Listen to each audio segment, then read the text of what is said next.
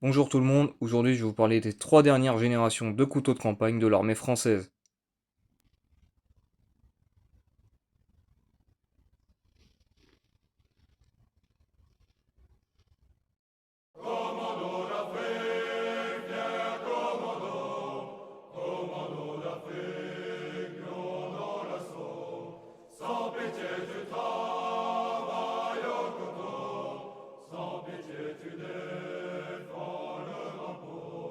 Couteau avec des gants, donc les gants réglementaires. On a encore du Brenner de France d'ailleurs sur ces gants là. Ce que ça donne avec des gants, et donc même avec des gants c'est un couteau qui est quand même vachement pratique. Vous voyez, hop, si on pousse suffisamment, on peut bien ranger notre lame et on peut également la sortir. Donc c'est un couteau qui est assez ergonomique, hein, personnellement j'aime bien. Même si il est peut-être un petit peu agressif. Ça reste très pratique. Et aussi, chose qui est assez intéressante, on a une bonne ergonomie pour venir attaquer avec le brise-vitre. Vous voyez, si on met notre couteau comme ça, on a une bonne prise en main pour venir frapper avec le brise-vitre. Donc très intéressant.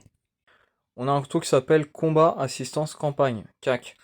Donc je propose de voir un petit peu ces 3 points différents. Concernant le point combat, on va avoir deux types de travailler au corps à corps avec un couteau, hein, pour blesser ou tuer. Soit vous allez chercher à poignarder la personne. Donc comme vous pouvez le voir, on a une lame qui est quand même assez pointue. Donc on a une bonne capacité pour poignarder avec ce type de couteau, ce type de lame. Et on a aussi une lame qui est, comme vous pouvez le voir, très fine, qui va très bien couper. Donc ça c'est pour la deuxième méthode pour attaquer au corps à corps, ça va être plutôt de faire du cutting, donc de couper en fait, de venir sectionner un petit peu de part en part l'adversaire. Donc c'est un couteau qui se prête à ces deux usages. Donc en combat au corps à corps, ce qui va plutôt être utilisé dans l'armée française, ça va être les baïonnettes. Donc ça c'est pour ce qui est terre toute arme, hein, réglementaire. Sinon les militaires vont plutôt utiliser, favoriser des poignards de combat qu'ils vont éventuellement acheter eux-mêmes.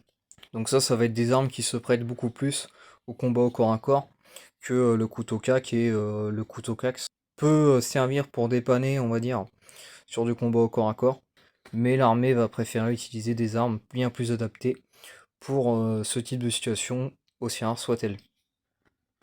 Concernant le point assistance, on a un couteau qui coupe très bien.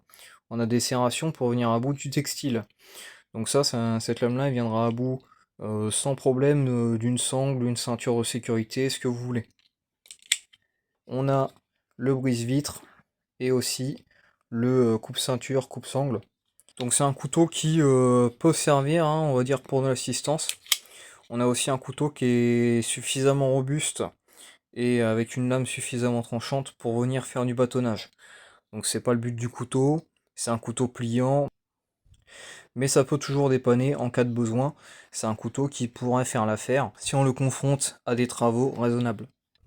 Et pour le dernier point, c'est le point qu'on doit retenir pour l'armée française, en l'occurrence, ça va être le point campagne. C'est un couteau qui se veut polyvalent, mais c'est surtout un couteau qui se veut plus moderne que ses prédécesseurs pour l'armée française, mais l'usage reste quand même un usage de campagne. Donc on va bien retrouver notre bon vieux tire-bouchon. C'est un petit gadget, un petit accessoire, mais il est présent.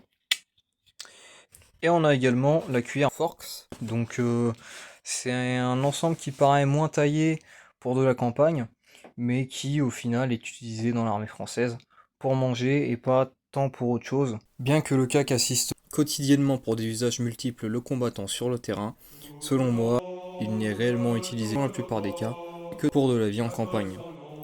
Le CAC existe également avec une version de Marine nationale. Il existe aussi des fabrications spéciales, comme une fabrication avec un CAC sous licence gendarmerie ou alors GIGN. Concernant les versions civiles du CAC, il en existe avec plusieurs types de manches toxifiées ou standards comme nous l'avons présenté. Il existe des lames avec ou sans serration. Il existe les serrations V1 et les serrations V2. Donc si on compare nos housses, là on voit bien un petit peu l'effet brillant qu'on va avoir sur les deux housses, donc celle du baroudeur et du CAC. Donc, on voit qu'on a des housses d'un gabarit sensiblement similaire, Et on va avoir toujours une évolution au niveau du système de fermeture, ainsi qu'au niveau du système d'attache à l'arrière, hein. On va avoir l'évolution vers finalement le plus simple, le plus pratique et le plus moderne. Donc si on compare nos couverts pour nos 3 générations différentes de couteaux, voici ce que nous avons. Donc on voit qu'on a les couverts du couteau baroudeur, qui est l'ensemble le plus lourd, qui sont tout de même bien plus robustes que ceux du couteau le bivouac. Et finalement, la cuillère fourchette, donc la cuillère Forks, apparaît comme une synthèse des couverts qui étaient présents à l'époque sur le bivouac.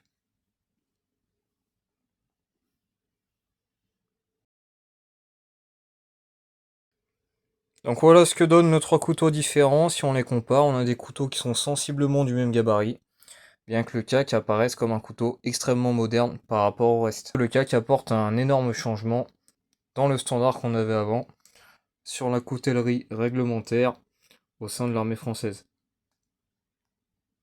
On a toujours des gravures très appréciables sur nos lames.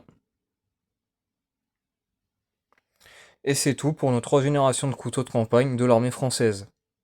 Alors maintenant, si on compare un petit peu ces couteaux-là sous divers angles, on va voir qu'au niveau des manches, on avait des manches en ABS pour le couteau le bivouac ainsi que le couteau baroudeur, tandis que pour le couteau CAC, soit on va avoir des manches en PA6, soit en G10. Concernant l'ABS, c'est un matériau qui est léger et résistant au choc. Le PA6 c'est lui un matériau polymère renforcé à la fibre de verre qui va très bien résister à la déformation, qui est robuste et qui va également bien absorber les chocs. Concernant le G10, c'est un matériau qui est donc en polymère fibre de verre et imprégné de résine à époxy. Donc c'est un matériau qui résiste très bien aux produits chimiques, qui a une très bonne stabilité dimensionnelle et qui a aussi de bonnes capacités de résistance à l'humidité. Concernant les lames, sur les premiers modèles, on était sur des lames en acier inoxydable.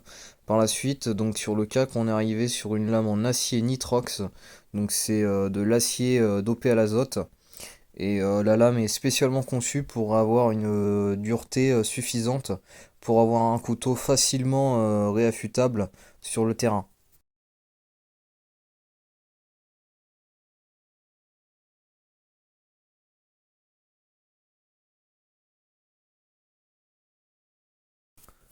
Pour finir, sur les couteaux que je sais en utilisation dans l'armée française, qui sont notamment là encore conçus par TB Outdoor, on a 2 couteaux en dotation dans l'ALAT, l'aviation légère de l'armée de terre. Il s'agit du couteau protecteur, donc DAG de l'ALAT, utilisé par le personnel navigant en hélicoptère de l'ALAT. Et pour finir, il y a aussi le Vengeur, poignard de survie, développé spécialement pour l'ALAT à partir d'un cahier des charges qui a été fourni au fabricant. Les 3 modèles de couteaux que je vous ai présentés sont disponibles dans la version civile sur le site du fabricant. Le lien est en description. Je remercie l'équipe de TB Outdoor qui m'a apporté plusieurs précisions sur les versions militaires de leurs couteaux. C'est ici que s'achève cette vidéo. Je vous invite à vous abonner à cette chaîne YouTube si vous souhaitez voir de nouvelles vidéos sur le matériel militaire utilisé par l'armée française. Par ailleurs, si cette vidéo vous a plu, je vous invite à mettre un pouce bleu et à laisser un commentaire. C'est un petit geste, mais c'est grâce aux peu de gens qui font ça que mes vidéos gagnent en visibilité. Cette vidéo peut contenir des informations erronées, des erreurs ou laisser des imprécisions. Je vous invite, si vous avez plus d'informations, à les partager dans les commentaires.